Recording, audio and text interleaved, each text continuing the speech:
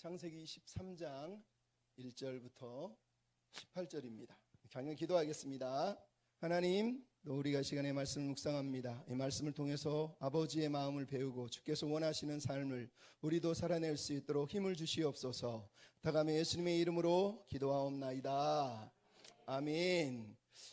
지난번에도 한번 말씀드렸지만 그리스도인의 삶을 뭐라 그러냐? 도상 위에 산다고 그럽니다. 예수 그리스도를 도상 위의 그리스도, 길 위에 계신 그리스도라고 부릅니다.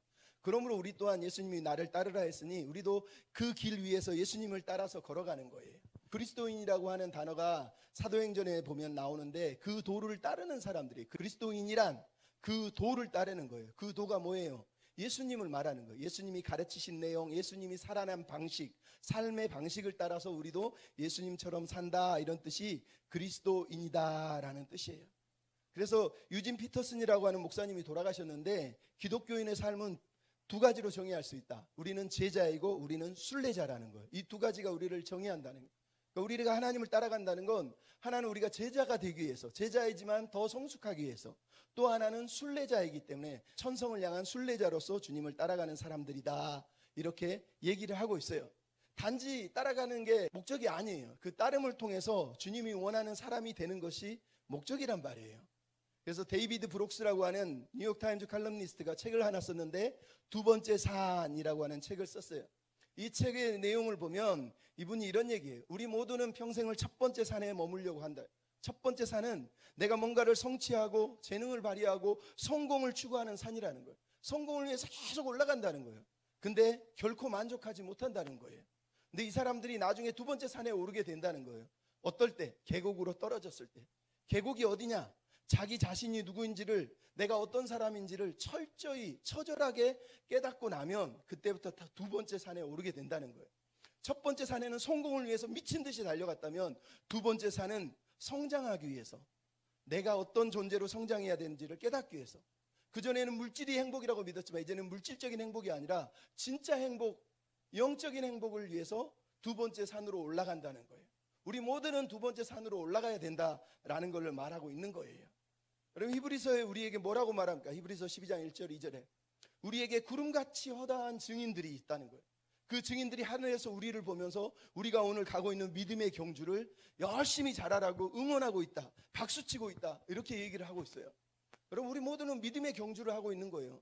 이미 우리 도달한 사람은 아무도 없어요. 우리는 아직 도상 위에 있고 마지막 그 지점에 달할 때까지 우리는 아직 한참 멀은 사람들이에요. 이 길을 열심히 가야 돼요. 근데 걸어가는 우리 길에 뭐가 있다고 그럽니까? 히브리서 12장 1절에 무거운 짐, 얽매이기 쉬운 죄가 우리에게 있대요. 그래서 우리는 이 믿음의 경주를 하는 동안 무거운 짐을 벗어버리고 얽매이기 쉬운 죄를 벗어버려야 된다라고 이렇게 얘기를 하고 있어요. 이 길 위에서 우리를 유혹하는 것들, 지고 있는 그 짐들이 다 무거운 짐이고 얽매이기 쉬운 죄라고 말하는 거예요. 그럼 외적으로 무거운 짐은 뭐겠어요? 세상의 유혹, 아니면 세상의 핍박, 이런 것들이겠죠. 내적으로 무거운 짐, 얽매이기 쉬운 죄는 뭐예요? 우리의 욕심, 우리의 욕망, 우리의 교만, 내 이기적인 생각, 이런 것들이란 말이에요. 이 모든 것들을 다 벗어버리고 믿음의 경주를 하라고 히브리서 기자가 우리에게 말씀을 하는 거예요. 여러분, 그러려면 우리가 영적인 눈을, 시선을 똑바로 떠야 돼요. 우리가 무엇이 더 중요하고 무엇이 중요하지 않은지를 분별할 수 있는 영의 눈을 뜨고 이 땅을 살아가야 된단 말이에요. 우리가 믿음의 길을 걸어갈 때 이 여정은, 오늘 본문을 볼 때 우리가 연단을 위한 여정이라는 걸 먼저 인정을 할 필요가 있어요. 우리의 길은, 우리의 신앙의 여정은 연단의 여정이에요. 따라합시다. 연단의 여정. 예. 신앙인의 여정은 연단의 여정이에요. 여러분, 욥기에 보면 욥기 23장 10절 11절 뭐라고 되어 있습니까? 내가 가는 길을 오직 그가 아시나니 그가 나를 단련하신 후에 내가 순금같이 되어 나오리라. 내 발이 그의 걸음을 바로 따라갔고 내가 그의 길을 지켜 치우치지 아니하였나이다. 우리가 금을 단련하여서 순금 정금이 되는 방법은 딱 하나예요. 내 길을 아시는 그분이 내 길을 인도하고 있는데 그 걸음으로 그 길을 바르게 똑바로 따라갈 때만 순금 정금이 나오는 거지, 그냥 고난 속에 있다고 정금이 되는 게 아니라는 거예요. 바르게 단련되고 바르게 재련되어야 된다는 거예요. 오늘 본문이 우리가 읽은 얘기의 첫 번째 1절부터 4절 이야기가 바로 그 내용이에요. 그러면 1절부터 4절 중에 1절, 2절의 내용이 뭡니까? 아브라함이 이제 애굽에서 가나안 땅으로 돌아와서 네겝으로 돌아오고 그리고 베델로 돌아오는 내용이 4절까지 이어지고 있어요. 근데 여러분, 가나안 땅에 돌아오면 문제가 해결됐습니까? 오늘 본문을 읽으니까 가나안 땅에 돌아왔더니 가나안 땅에도 여전히 문제가 남아있다는 걸 알 수 있어요. 이제 1절 2절에 나오고 있는 모든 소유와 롯과 함께 돌아왔다, 은금과 가축이 풍부했다, 이 두 1절 2절의 내용은 13장 전체의 배경이란 말이에요. 이제 13장의 내용이 뭐냐? 하나는 롯 때문에 일어나는 문제, 또 하나는 가축, 은금, 그 소유 때문에 문제가 발생할 것이라는 걸 미리 예고를 하고 있어요. 13장의 모든 이유는 바로 이 롯과 그리고 소유 때문에 일어났다라고 우리에게 들려주고 있는 거예요. 여러분, 네게부에 기근이 있었어요. 그래서 이집트로 갔어요. 이집트에서 고난을 당했어요. 또 돌아왔어요. 그러면 여기에는 고난이 없고 문제가 없었습니까? 베델에 왔더니 베델에 여전히 문제가 있었어요. 왜? 베델의 그 부유함 때문에, 그 물질적인 풍성함 때문에 결국은 문제가 생겼다는 거예요. 그래서 구약학자 월터 브루그만은 네게부의 기근도, 이집트의 고난도, 베델의 부도 다 믿음의 시련이라는 거예요. 내 믿음을 테스트하는 거라는 거예요. 내가 진짜 하나님의 사람인지를 테스트하기 위한 거라는 거예요. 고난만이 아니에요. 물질도 다 하나님이 우리의 신앙을 테스트하는 거라고 얘기하는 거예요. 제가 좋아하는 C.S. 루이스라는 분이 인생이 뭐냐? 영혼을 만드는 골짜기다, 이런 얘기를 했어요. 여러분, 우리 인생은 영혼을 주저하는 골짜기래요. 하나님은 우리 인생을 사망의 골짜기를 지나듯이 이 길을 걸어가게 하는 이유는 그 골짜기를 지나면서 우리 영혼을 다듬고 주저하고 하나님이 기대하는 정글과 같은 인생으로 만드는 것이라고 C.S. 루이스가 그래서 그런 얘기를 하고 있는 거예요. 그럼 오늘 보면 1절로 4절을 보십시오. 이집트에서 베델로 돌아왔습니다. 그는 베델로 돌아오면서 무슨 생각을 했을까요? 진정한 믿음이 무엇일까? 아니면 하나님이 나에게 하신 약속의 의미는 무엇일까? 이런 것들을 고민하지 않았겠습니까? 1절에 보면 오르고 내리고 다시 올라오고 있어요. 내려갔다가 다시 올라오고 있지 않습니까? 3절은 떠나고 이르고 이르니 라는 단어를 쓰고 있어요. 우리는 3절 4절만 읽으니까 아브라함이 이집트에서 곧장 베델로 금방 아주 쉽게 넘어온 것처럼 생각하지만 히브리어를 읽으면 이 단어들은요, 한 단계 한 단계 여기저기를 지나오면서 결국은 목적지에 이르렀다는 얘기를 하고 있는 거예요. 그러니까 그냥 아주 쉽게 아주 편하게 1절부터 4절이 이어지고 있지만 실제로는 아브라함이 베델에 이르기까지 또 긴 어려운 시간들을 스텝 바이 스텝 하면서 한 단계 올라오고 있는 내용을 성경이 우리에게 보여주고 있는 거예요. 그게 신앙이라는 거예요. 신앙. 이 길을 걸어가면서 우리는 한 단계 올라가면서 연단되고 변화되어지고 있는 것이다라고 얘기를 하는 거예요. 그리고 3절 4절에 이제 뭐 하고 있습니까? 베델에서 제단을 쌓고 그가 처음에 제단 쌓았던 그곳에서 하나님의 이름을 불렀다, 이런 얘기를 하고 있어요. 여러분, 처음이라는 이 단어를 가지고 어떤 사람은 이걸 막 첫사랑, 처음 신앙의 회복 이런 의미로 해석을 하는데 그런 의미가 아닙니다. 히브리어는 그냥 단순하게 전에 쌓았던 곳이, 왜냐하면 첫 제단은 세겜에 있지 베델에 있지 않아요. 그러니까 저자는 지금 처음 쌓은 첫사랑의 자리로 왔어, 우리도 첫사랑을 회복해야 돼, 이런 얘기를 하고 있는 게 아니라 이전에 제단을 쌓고 이전에 하나님께 예배를 드렸던, 이름을 불렀던 그 베델에 돌아왔다, 이런 얘기를 지금 4절에 하고 있는 거예요. 근데 중요한 건 뭐예요? 3절 4절을 강조하는 이유가 뭡니까? 이 여정의 목적지가 베델이었다는 얘기를 하는 거예요. 이집트에 갔다가 다시 돌아왔는데 굳이 베델로 돌아왔다는 걸 지금 강조하고, 거기서 또 뭐라 했다고요? 여호와의 이름을 불렀다라는 걸 강조하고 있어요. 베델에 돌아와서 뭘 했다는 거예요? 여호와의 이름을 불렀다는 거예요. 그전에는 안 불렀을까요? 그전에도 불렀지만 베델에서 부른 사건을 중요하게 여기고 있는 거예요. 왜? 여기서 다시 한번 신앙을 결단하고 자기가 하나님 앞에 제단을 쌓고 여호와 이름을 부른 그 자리에서 나를 향한 하나님의 약속이 무엇이었는지를 다시 한번 다짐해보고 있는 시간이 바로 이 장소였기 때문에 이 장소를 언급하고 있는 거예요. 그러니까 여러분, 아브라함이 포악한 이집트에서라든가 아니면 이 가나안 땅에서라든가 모든 땅의 모든 족속이 복을 받게 하기 위해서 아브라함은 어떤 사람이 돼야 된다는 걸 지금 깨달은 거예요. 내가 예배자로 서야 된다는 걸 결단하고 있는 거예요.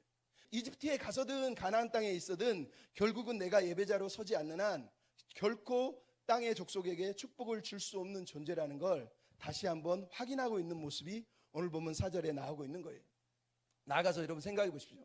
아브라함이 이집트에 가서 공적으로 예배를 드렸겠습니까? 이집트잖아요. 중앙 집권이잖아요. 왕이 다스리는 나라예요. 왕의 명령에 수많은 우상들의 나라에서 공적으로 하나님의 이름을 부르면서 예배하기 너무 힘들었을 거라는 거예요.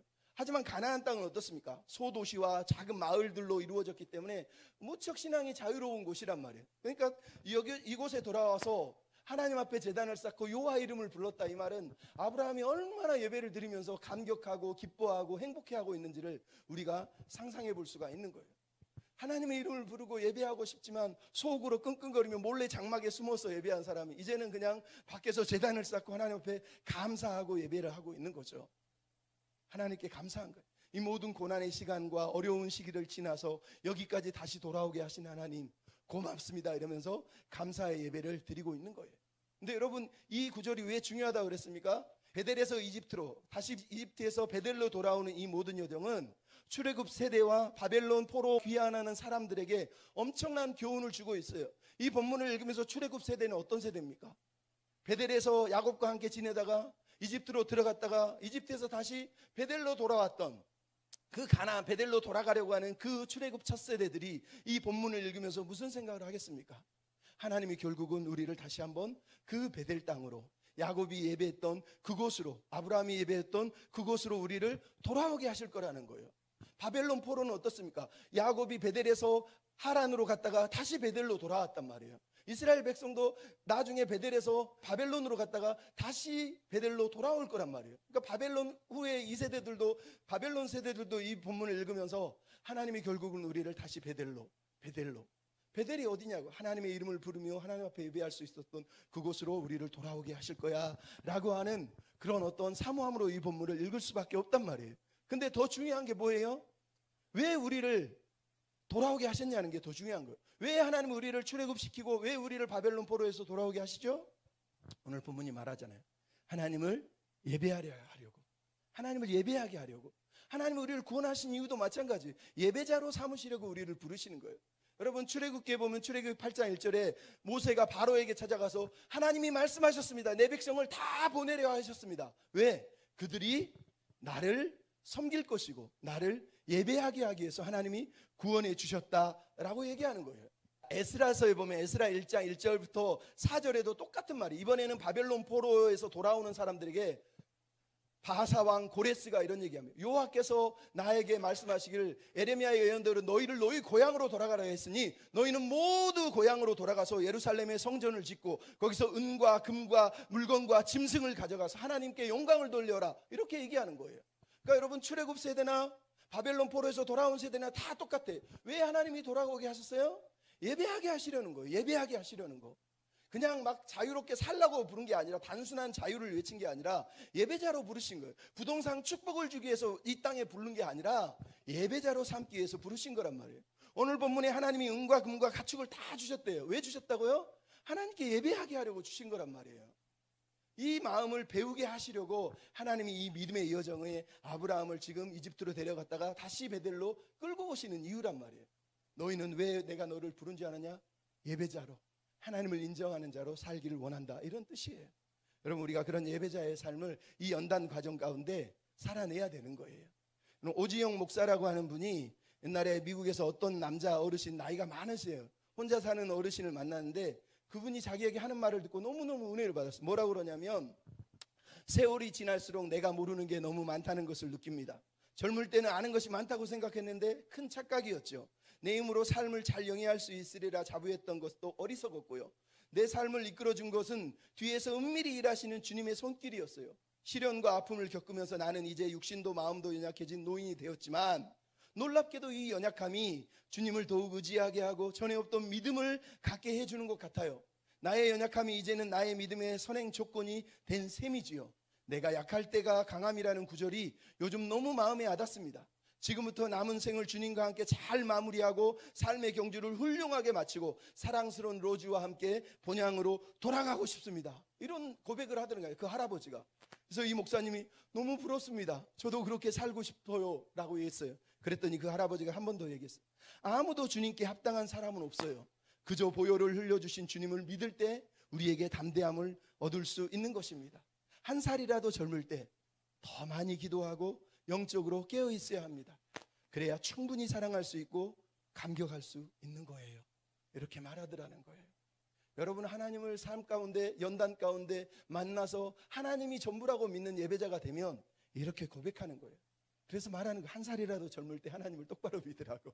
한 살이라도 젊을 때 하나님을 뜨겁게 사랑해야지 나 늙을 때 하나님 섬길게요, 그때 되면 너무 굳어가지고요 변화가 안 돼요.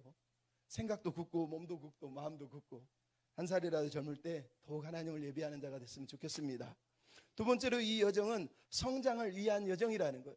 여러분, 신앙의 여정은, 진짜 의미 있는 여정은 언제나 여행자를 성장시켜요. 스카펙이라고 하는 사람이 끝나지 않은 여행이라는 책에서 이런 말을 했어요.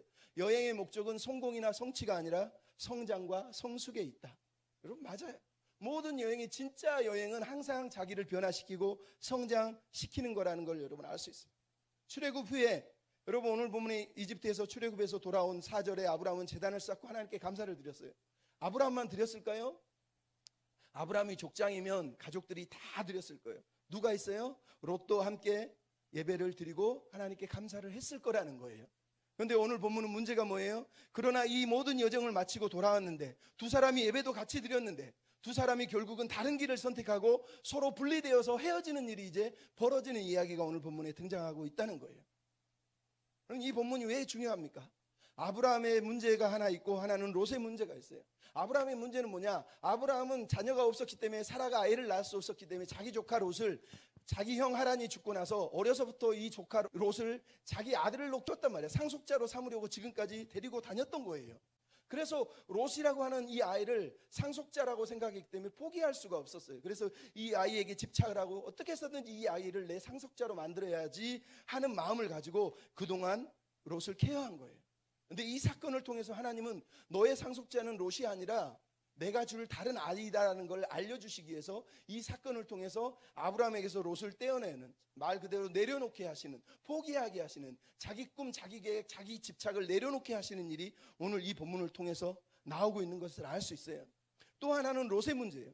오늘 본문의 롯은 뭡니까? 지금 오늘 본문의 갈등은 아브라함과 롯의 목자들이 싸우다 보니까 이제는 양 주인들이 싸운 일이 벌어졌어요. 왜? 소유가 너무 많아서. 여러분, 소유가 많으면 무슨 일이에요? 우리야 소유 많으면 은행에 저장하고 뭐 놓으면 되지만, 그 당시는 유목시대예요. 소유를 가지고 할 수 있는 건 땅을 늘리는 거예요. 왜? 소유에서 가장 중요한 건 은이나 금이 아니에요. 은이나 금은 왕국이나 도시에 있는 사람들이 쓰는 거지, 이런 사람들의, 유목민에게 은과 금은 우상을 만들어서 드라빔처럼 만들어 호주머니에 넣고 다니거나, 아니면은 저기 결혼식 창금으로 주거나, 아니면은 땅을 사는 거 외에는 하는 게 없어요. 그러니까 은금이 그 당시에는 비싸지만 하는 역할은 그렇게 대단하지 않아요. 제일 중요한 거 뭐예요? 가축이에요, 가축. 근데 지금 오늘 본문에 뭐예요? 롯도 자기 짐승들이 있고 자기 사람이 있고 자기 장막이 있고, 아브라함도 자기 장막이 있고 자기 소유가 있다고 지금 4절 5절에 얘기하고 있는 것 아닙니까? 너무너무 소유가 많은 거예요. 그러니까 서로 같이 있을 수 없다고 오늘 본문이 말하고 있지 않습니까? 그래서 서로 싸우고 있어요. 근데 이 싸움의 진짜 이유를 우리가 가만히 들여다보면 결국은 롯의 욕심이라는 걸 알 수 있어요. 여러분, 자기 소유를 지키기 위해서 삼촌의 목자와 지금 다투고 있잖아요. 왜 다투는 거예요? 소유 때문에. 내 거야, 내 거야, 내 거라고 믿는 그 욕심 때문에 그런 거예요. 제가 여러분 신흥동에서 제가 일을 하고 있어요. 근데 그 집을 제가 2년 동안 다니면서 일을 했는데, 지난주에 그 집에 갔어요. 그 집은 어머니가 나이가 많으시고 그 가까운데 조금만 더 가면 바로 근처에 딸이 살고 있는데, 딸이 어머니가 나이가 있으시니까 늘 케어를 하고, 제가 2년 동안 봤는데 지극정성으로 케어를 하는 거예요. 근데 이번에 갔더니 딸한테 전화했더니 어머니 집 정수기를 제가 보러 갑니다 그랬더니, 다음부터 저한테 전화하지 않고 제가 어머니 번호 드릴 테니까 어머니한테 직접 전화해서 가면 안 돼요. 그래요. 왜요? 제가 물어봤어요. 그랬더니 얘기를 안 해요. 그래서 제가 직접 가서 그 사람 만나서 이제 일을 하면서 이제 옆에서 그래요. 자기 어머니가 치매가 걸렸더니 자기 형제들, 친척이 아니에요, 가족이에요. 친가족들이, 친정 식구들이 와가지고, 오빠하고 언니 동생들이 와가지고, 어머니가 이제 치매가 걸리니까 좀 심상하지 않으니까 어머니에게서 재산을 얻어야 되는데, 그동안 이 딸이 어머니를 케어했는데 여기서 떼어내고 싶은 거예요. 그러니까 어머니한테 이간질을 해가지고 어머니에게서 이 딸을, 평생 어머니만 섬긴 이 딸을 떼어내는 거예요. 그러면서 아주 나쁜 비열한 사람으로 만들었다고 자기한테 얘기하더라고요. 너무 어이가 없는데, 또 어머니가 치매도 있지만 마음이 좀 되게 약한 거예요. 그러니까 딸들 말을 다 듣고 나서 이 진짜 자기를 도와준 딸을 나쁜 딸이라고 얘기를 하면서 그냥 뒤에서 수습을 했다는 거예요. 그러니까 딸이 그 얘기를 들으니까 얼마나 화가 나겠어요. 그래서 나 저 집에 가고 싶지 않다. 우리 엄마도 보고 싶지 않고 우리 식구들, 가족들 한 명도 보고 싶지 않다. 저런 인간들하고 나는 상대하고 싶지도 않다. 무슨 얘기인지 알겠어요? 욕심 때문에, 그 소유 때문에, 어머니가 돌아가신 것도 아닌데 이미 자기 밥그릇 챙길 궁리를 하고 있는 거예요. 그러면서 가족이 깨져가지고 난리도 아니더라고요. 얼마나 제가 마음이 아팠던지. 여러분 오늘 본문의 롯을 보십시오. 롯이 지금 감사를 모른다는 게 제일 중요한 거예요. 여러분 얘기했잖아요. 롯은 아버지가 하라니 일찍 돌아가셨어요. 어려서부터 자기 힘으로 살 수 없는데 아버지의 동생인 아브라함이, 삼촌이 자기를 어려서부터 케어를 해서 아들처럼 키우면서 지금까지 온 거예요. 롯이 자기 재산이 어디 있었습니까? 아브라함 따라다니다 보니까 나이도 먹고 어른도 되니까 너 이거 해봐 저거 해봐 그러면서 가축도 주고 양도 소도 주면서 자기 가축도 늘어나고 종도 생기고 장막도 생기고, 그러다가 또 이집트 갔다 오면서 비록 문제는 생겼지만 하나님의 은혜로 또 가축이 또 늘어나고 소유가 늘어나니까 아브라함이 자기만 또 먹겠어요?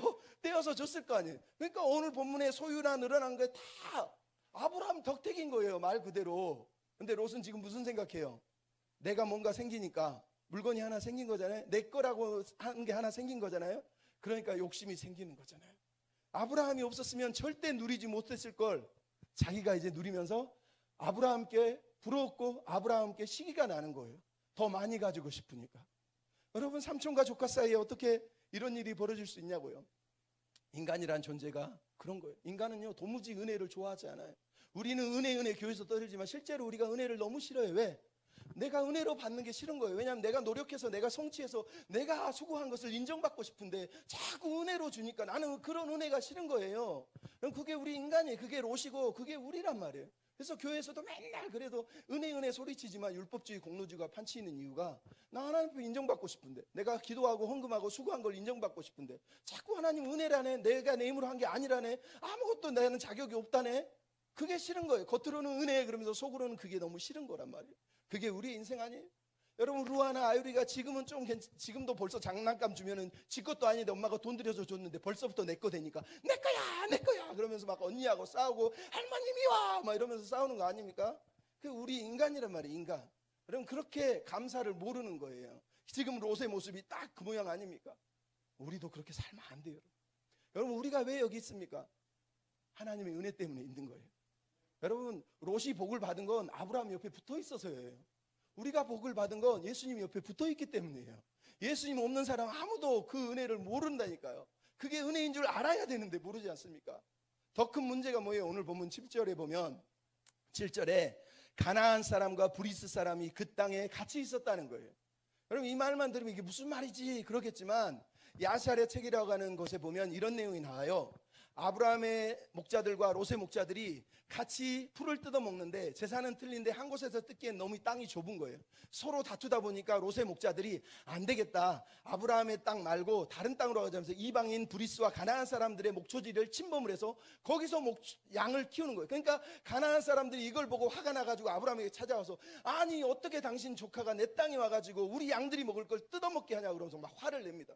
그러니까 아브라함이 그게 너무너무 마음이 아픈 거예요. 너무 힘든 거예요. 그래서 롯을 설득을 합니다. 근데 롯이 말을 듣지 않습니다. 그래서 아브라함이 얘기합니다. 우리가 이방인이다. 나도 이방인이고 여기 우리 땅이 아니다. 눈치 보면서 목자 일을 하고 있고 양과 가축을 키우고 있는 거다.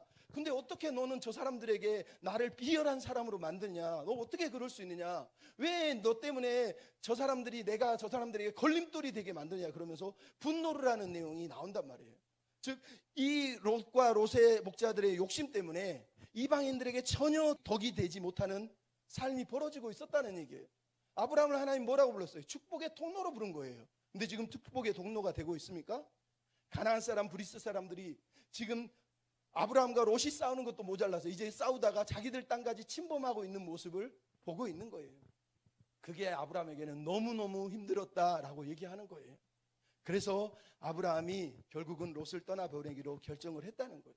근데 여러분 이 본문을 생각해 보십시오. 자기 욕심 때문에 믿는 사람이라고 하나님을 예배한다는 사람들이 서로 싸우고 있는 거예요. 내 거야 자기 밥그릇 싸움하는 거 아닙니까? 제가 20살 때 저기 인천에서 교회를 다녔는데 이런 얘기하면 싫어하겠지만 순복음교회 목사님이, 순복음교회 장로님이 나이도 20살밖에 안 돼서 제가 그 교회에 얼마나 순수한 마음으로 다녔겠어요. 근데 어느 날 교회가 문제가 생겼는데 교회 안에서 장로님하고 목사님하고 싸우는데 장로님 날라차기로 목사님을 팍 차는 거예요. 그러니까 목사가 야 이 새끼야 그러면서 싸우는데 난 살다 어린 나이에 그걸 처음 봤거든요. 아 교회도 이렇게 싸우는구나. 왜 싸우겠어요? 아우 장로님 대단해. 목사 보고 야 너 네가 목사야 그러면서 발로 차고요. 아 무섭더라고요. 여러분 교회에서 목사와 장로, 성도와 성도가 서로 싸우면 덕이 됩니까? 근데 우리가 고발하고 고소하고 서로 그냥 죽이지 못해서 안달하고 사는 게 우리 아닙니까? 너무 불쌍해요. 밥그릇 때문에. 밥그릇 때문에. 그래서 저는 밥그릇 같은 거 필요 없다고 제가 맨날 소리치고 다닙니다. 그냥 나 나가라고 그래요. 그럼 나 나갈게. 나는 아무 고민 없으니까 나한테 제발 나가달라고 해달라고. 그런 거 가지고 사람 보지 말라고. 뭐 막 눈으로 흘기면서 아이 저놈 좀 잘 나가. 예를 들어서 그런 거 난 너무 싫거든요. 옛날 교회에서 그런 거 있었어요. 그래서 저요 그냥 나갈 테니까 헛소리 하지 말라고 그러면서 나온 적도 있었는데 그러니까 오늘 본문의 내용이 그런 거예요. 아브라함은 너무너무 힘들었다는 거예요. 그래서 결국은 롯을 불러서 떠나보내기로 결정을 했다는 거예요. 근데 이 떠나보내면 하나는 아까도 얘기했지만 롯이 상속자가 아니라는 것을 하나님이 결국은 이 상황을 통해서 드러내신 거예요. 아브라함이 비록 떠나라고 얘기했지만 떠났다는 건 롯의 선택이지 아브라함의 선택은 아니에요. 그리고 아브라함이 떠나라고 했을 때 아브라함의 마음은 비록 헤어질 결심을 하기는 했지만 이 헤어질 결심이 정말로 네가 그냥 떠나서 영원히 보지 말자 이런 의미로 헤어질 것은 아니었단 말이에요. 단지 오늘 본문에 뭐라고요? 8절에 너는 나의 한 친족이다 라고 얘기하고 있어요. 그동안에는 상속자로 여겼던 롯에게 이제는 제자리를 찾아준 거예요. 너는 상속자가 아니라 그냥 우리 친족이야. 이렇게 얘기하면서 정리를 하나님이 시켜주고 있는 거고, 또 하나는 뭐예요? 네가 좌우간에 선택하라 라고 9절에 얘기하고 있는 거예요. 여러분 아브라함은 자기 것인 줄 알고 자기 땅이고 자기 소유가 있음에도 불구하고 뭐라고 그럽니까? 네가 선택하라는 거예요. 네가 여기를 선택하면 내가 다른 곳으로 가겠다고 얘기하는 거예요. 왜요? 아브라함은 두 번째 산에 오르고 있는 거예요. 성공의 산, 물질 축복의 산, 행복의 산이 아니라 더 큰 행복을 위해서 자기 영혼의 성장을 위해서 모든 것을 내려놓을 수 있고 포기할 수 있는 곳으로 나아가고 있는 거예요. 여러분 이게 믿음의 여정을 통해서 우리가 성장해야 된다고 말하는 거예요.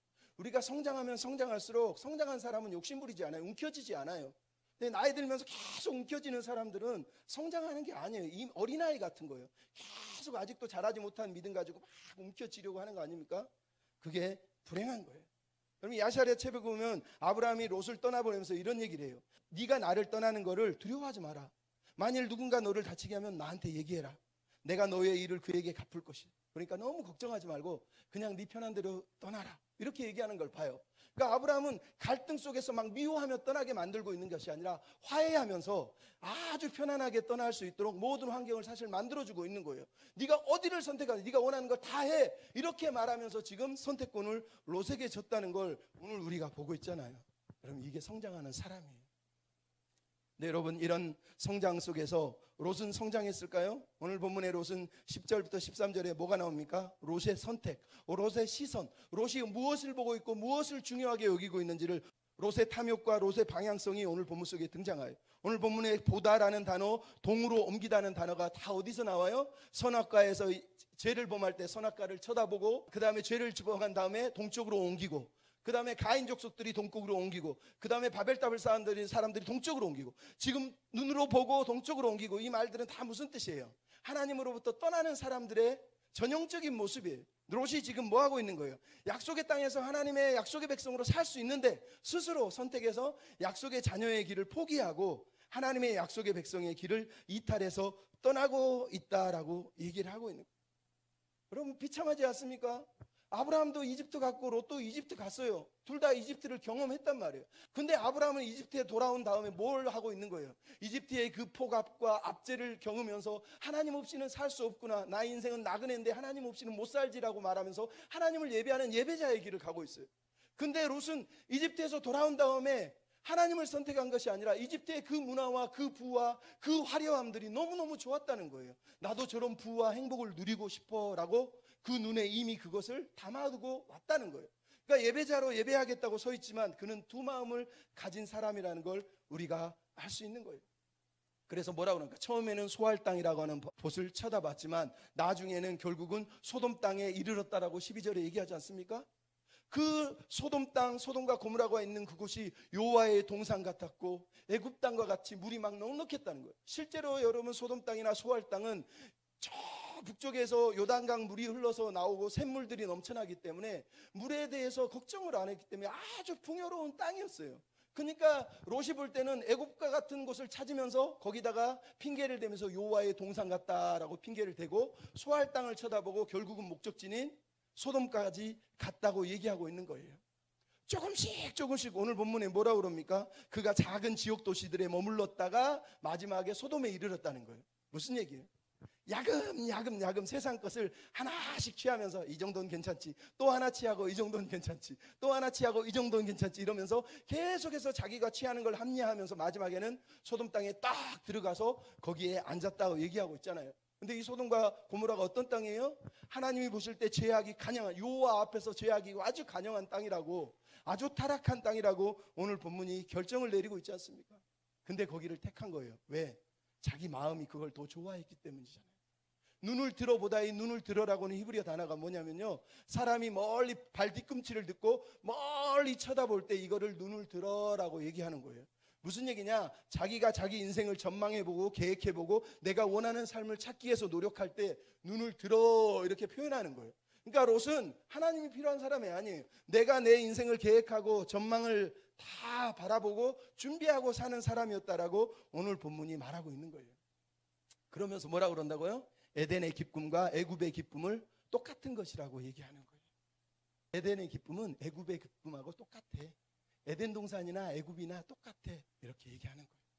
여러분, 이 땅의 교회 성도들의 문제가 뭐예요? 바로 이거예요. 수많은 사람들이 함께 모여서 예배를 드려요. 여기 아브라함도 있고 롯도 앉아서 하나님께 같이 예배를 드려요. 근데 누군가는요, 롯의 마음을 가지고 에덴과 애굽은 똑같잖아요. 하나님, 나도 애굽을 주세요. 여기서 에덴을 찾는 게 아니라 에덴이란 이름으로 애굽을 구하고 있어요. 애굽의 기쁨을 누리고 싶어요. 애굽의 풍요를 주시옵소서. 그러면서 말은 에덴이라고 얘기를 해요. 그래서 여러분, 교회가 힘든 거예요. 하나님을 믿는다 그러면서 소할쯤이면 어때? 에이, 소할쯤이면 괜찮지. 그러면서 합리화하면서 계속해서 자기 영혼은 소돔으로 가고 있는데 여기는 여호와의 동산이야, 여기는 여호와의 동산이야 이러면서 자기 영혼을 합리화하는 거예요. 불쌍한 거예요. 여러분, 왜 이 본문을 강조하겠어요? 롯의 선택이 얼마나 고통스러웠습니까? 나중에 보면 알잖아요. 롯이 뭐를 했습니까? 나중에는 소돔 땅에서 성문에 앉아서 재판관처럼 명예와 지위와 부를 누렸다는 걸 알 수 있어요. 근데 사위들이 롯이 하는 말을 농담으로 얘기해요. 아버지로서 아무런 존경을 하지 않았다는 걸 알 수 있어요. 그래서 베드로후서 2장 8절에 뭐라고 그러냐면 롯이 그 심령이 상했다고 얘기하고 있어요. 여러분, 세상의 부와 명예를 다 누렸는데 그 영혼은 시름시름 앓으면서 죽어가고 있었다고 성경이 말하는 거예요. 그가 선택한 것은 그 영혼이 여호와의 동산이라고 가짜 여호와의 동산이었다는 거예요. 너무너무 힘들게 살았다는 거예요. 근데 롯의 이름이 뜻이 뭔지 아세요? 감싸다, 단단히 봉하다, 이런 뜻이에요. 그러니까 자기 욕심, 자기 이익심에 모든 걸 다 끌어안고 꽁꽁 싸맨다는 뜻이에요. 롯의 이름의 뜻이.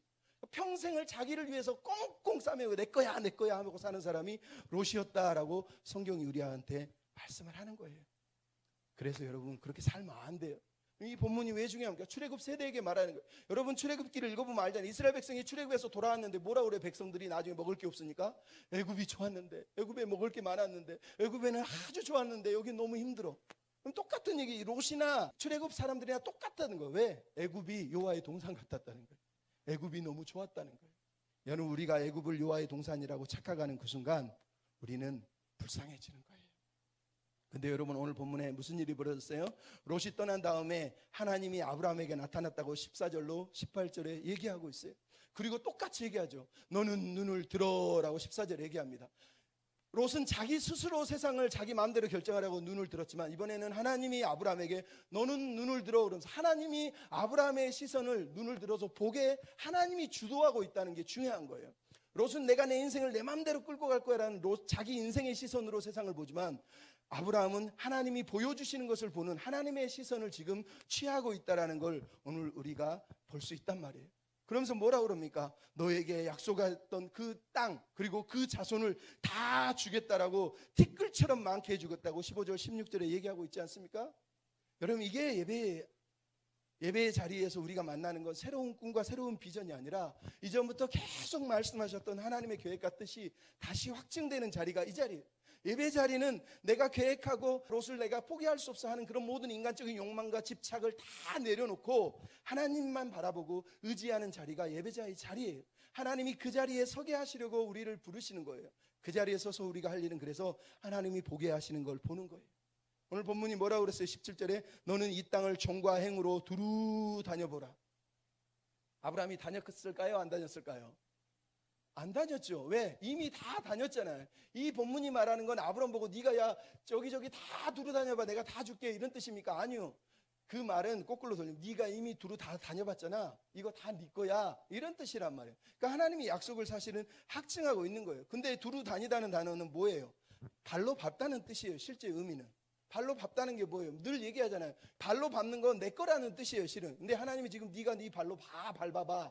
이 얘기는 이 땅이 너의 땅이라고 하나님이 한 번 더 강조해서 약속을 확증해 주고 있는 것을 알 수가 있단 말이에요.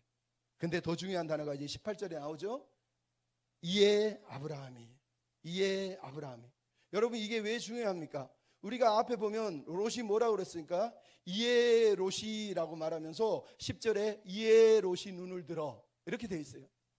롯은 모든 문제 속에서 자기 스스로 결정하고 선택하기 위해서 자기가 눈을 들어 봤어요. 근데 아브라함은 뭐라고요? 이 모든 하나님의 말씀을 듣고 이에 눈을 들어는 안 나왔지만 이에 아브라함이 하나님의 약속을 붙잡고 결정한 것이 헤브론으로 옮겼다라고 오늘 본문이 말하고 있는 거예요.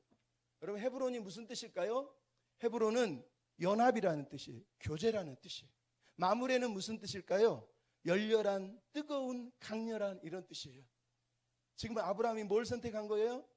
롯은 눈을 들어 소할 땅 소돔 땅을 보고 와 행복이 여기 있어 그러고 갔어요. 근데 아브라함은 눈을 들어 이에 헤브론으로 가서 마므레 상수리 수풀 아래 있었다는 거예요. 하나님의 그늘 안에서 하나님과 뜨거운 교제를 나누면서 뜨거운 연합을 누리면서 하나님과의 뜨거운 예배의 자리에서 하나님과 함께하는 그 기쁨을 맛보고 있었다고 얘기하는 거예요. 거기서 그래서 제단을 쌓았다라고 얘기하고 있는 거 아닙니까? 즉 헤브론 마므레 상수리 그 수풀 아래 그 그늘에 앉아서 하나님의 그늘에 앉아있는 상징적인 메타포 아닙니까? 하나님의 날개 아래서 하나님과 뜨겁게 교제하면서 하나님 나는 물질이 아니라 나는 저 소할 땅 물이 넘치는 기름진 땅이 아니라 부와 명예가 아니라 하나님과 교제하는 게 내 행복입니다. 하나님과 함께 있어서 나는 행복합니다. 그러면서 그 수풀에서 하나님과 뜨겁게 교제하고 있었다고 얘기하는 거예요. 여러분 진짜 에덴은 바로 이 헤브론에 있었다는 거예요. 여러분 에덴의 뜻이 뭐예요? 기쁨이잖아요. 기쁨. 근데 이 헤브론의 뜨거운 연합과 교제가 있었다는 거예요. 하나님이 에덴을 창조하시고 에덴을 준 이유가 뭐예요? 에덴의 목적은 딱 하나예요. 우리가 하나님과 동행하는 거예요. 하나님과 함께 걷고 함께 일하고 living with God, 하나님과 함께 살아가는 거. 그게 에덴을 지으신 이유예요. 이유. 그러니까 아브라함은 진짜 에덴이 뭔 줄 알아요? 진짜 에덴은 소알에 있지 않아요. 애굽에 있지 않아요. 소돔에 있지 않아요. 하나님과 함께 있을 때만 있어요. 거기가 바로 헤브론이었다라고 말씀하고 있는 게 오늘 본문이에요. 저는 오늘 본문의 저자는 의도적으로 롯과 아브라함을 비교하고 있는 거예요. 여러분은 롯의 시선으로 소돔을 택하며 살 것입니까? 아니면 아브라함의 시선으로 헤브론을 택하여 살아갈 것입니까? 우리에게 물어보고 있는 거예요. 소돔은 가짜 에덴이에요. 거기에서 행복이 있고 만족이 있다고 말하지만 우리가 취해보면 알지만 그거는 가짜예요. 그냥 남는 건 신음과 고통과 한숨밖에 남지 않는다는 거예요. 하지만 헤브론에 가면 헤브론에는 진짜 에덴이 있어요. 거기에 뭐 물질이나 부나 뭐 이런 것이 있는 것이 아니라 하나님과 뜨겁게 교제하고 하나님의 은혜에 감사하면서 그렇게 하나님 앞에 살 수 있는 기쁨의 자리가 바로 이 헤브론에 있다고 얘기를 하는 거예요. 여러분은 어디를 택하고 싶습니까? 눈을 들어서 하나님을 보시고 눈을 들어서 하나님이 보여주시는 것을 보는 사람이 됐으면 좋겠습니다. 우리의 모든 시선을 하나님께 올려드리고 하나님 내가 헤브론에서 아브라함이 하나님과 뜨겁게 교제하며 하나님을 의지하며 죽을 때까지 그 땅에 묻혀서 땅 한 평밖에 안 되는 그곳에서 아브라함도 묻히고 사례도 묻혔던 것처럼 하지만 하나님 때문에 행복했던 아브라함처럼 우리도 우리의 시선을 들어서 하나님을 바라보고 하나님을 의지하며 사는 그런 우리가 됐으면 좋겠습니다. 우리 눈을 들어 내게로부터 찬양합시다. 내게로부터 눈을 들어 주를 보기 시작할 때 주의 일을 보겠네. 내 작은 마음 돌이키사 하늘에 꿈꾸게 하네. 주님을 볼 때 모든 시선을 주님께 살아계신 하나님을 느낄 때 내 삶은 주의 역사가 되고 하나님이 일하기 시작 모든 시선을 주님께 드리고 살아계신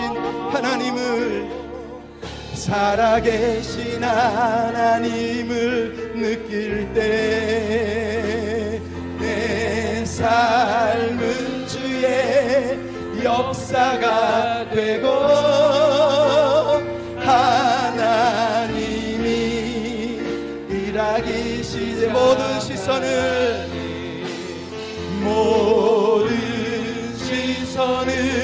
주님 전능하신 하나님을 느낄 때